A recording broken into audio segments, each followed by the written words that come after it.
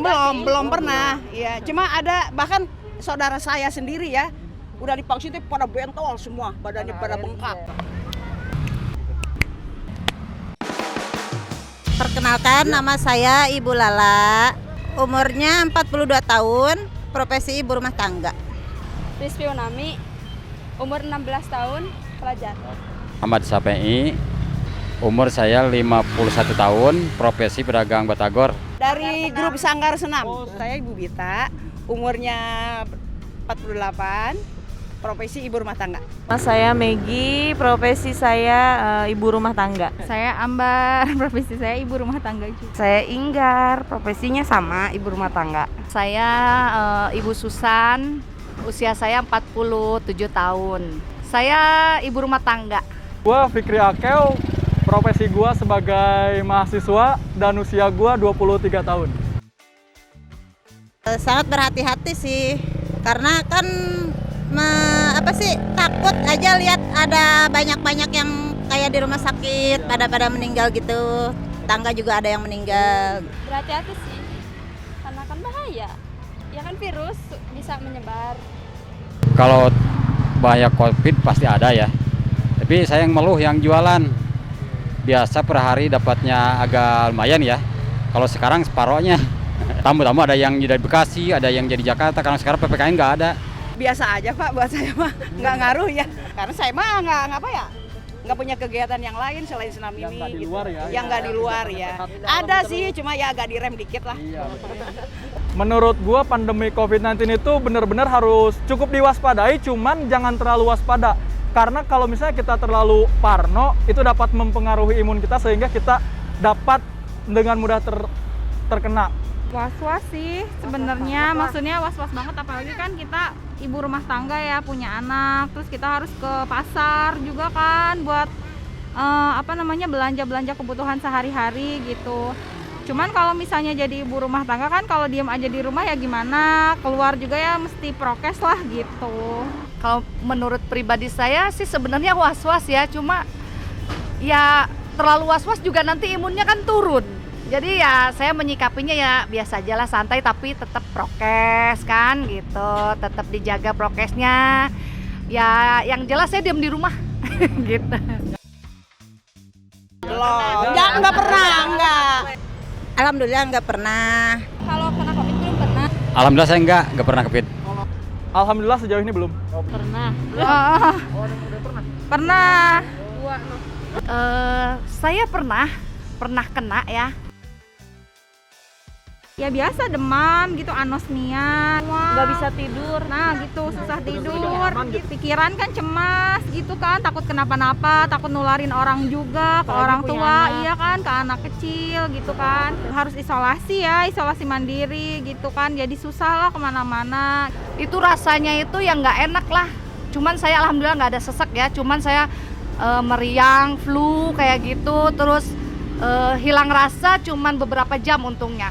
Alhamdulillah sih nggak terlalu parah mungkin ya, kalau saya masih bisa isoman di rumah, dan vitamin yang jelas tuh saya vitamin, terus saya berusaha untuk makan yang sehat dan mungkin porsinya lebih banyak ya itu, karena saya cepet recovery mungkin ya, alhamdulillah. Tipsnya ya jaga aja kesehatan, cuci tangan, pakai masker. Kalau enggak sih ada sih dibawa pakai masker.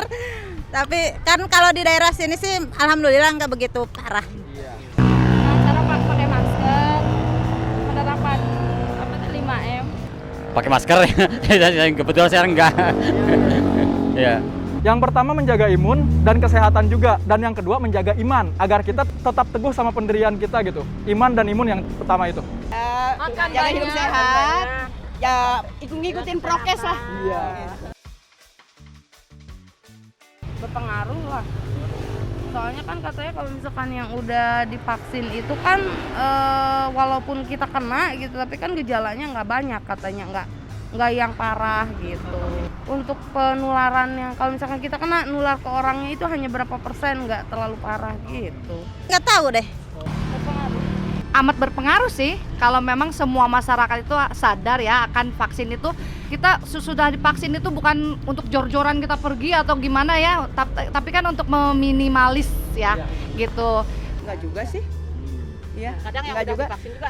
Ada yang kena. Iya. Kalau vaksin bagus. Saya merasakan sendiri di lingkungan saya, di lingkungan kampus atau di lingkungan kerja saya, itu cukup berpengaruh karena vaksin itu bukan memblok virus COVID itu ya, cuman hanya meminimalisir satu penyebarannya dan juga gejalanya.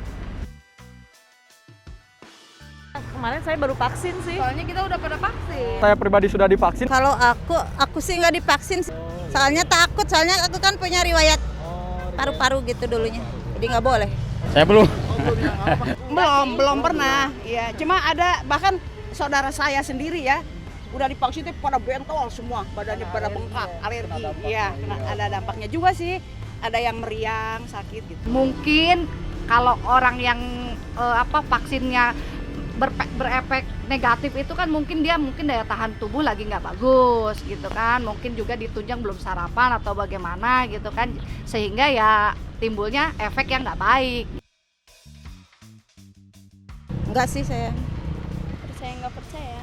Nggak percaya sih karena tidak logis. Enggak sih, nggak percaya. Kalau ngedengar berita atau membaca berita ya yang seperti itu gitu kan, tapi bagi saya kalau masalah yang ini saya kurang tahu ya. Nggak ngerti sih, jadi saya bingung kalau ngikutin lihat berita-berita kayak di TV gitu ya. Kalau lihat berita gini jadi ngeri juga gitu, tapi ada yang tenang-tenang aja gitu. Saya mah wah aja lah yang gituan mah. Iya, anggapnya. Ya hoax aja lah saya mah. Belum jelas kebenarannya kan. Soalnya belum nyoba. Kalau saya tuh kan hoax tentang vaksin gitu, saya belum pernah lihat secara langsung. Malah dari grup WhatsApp keluarga juga ada. Apa tuh? Ya seperti vaksin dimasukin chip atau uang logam nempel di sini. Jadi ya banyak isu-isu yang cukup aneh gitu ya. Dan cara menanggapinya ya hanya sekedar baca, cukup jangan di-share. Gitu. Jaga kesehatan aja. Terus kita ikuti aja aturan pemerintah supaya kita jangan sampai terkena lah gitu ya. Tetap menjaga jarak, menerapkan 5M. Pesan buat masyarakat ya, yang satu imun harus kuat ya. Olahraga biasa, cuci tangan, pakai masker ya. Makan yang banyak, Pak. Pesannya ya jaga kesehatan aja ya. Jaga imun, jaga kesehatan, ngikutin prokes aja. Insya Allah. Banyak olahraga. Ya harus lebih sabar. Saya kan semuanya lah dampaknya gitu, impactnya ke semuanya. Pesan untuk masyarakat sebenarnya untuk saya sendiri juga ya. Yang jelas jaga kesehatan. Makan yang sehat walaupun tidak mewah tapi sehat ya. Tidak mewah tapi sehat, berusaha untuk hidup sehat, untuk menjaga lingkungan yang sehat. Sementara ini nggak usah keluar-keluar dulu deh gitu ya, diam di rumah seperlunya. Kalau ibu-ibu kan pasti mesti ke pasar ya, tapi antisipasinya sesudah dari pasar ya untuk kita bersih-bersih, cuci tangan, ya yang begitulah kita lakuin secara bagus. Ikuti prokes, jaga selalu kesehatan, pakai masker, dan jangan terlalu meremehkan situasi COVID ini. Kita boleh main kemana-mana, tapi kita harus tetap waspada dan hati-hati.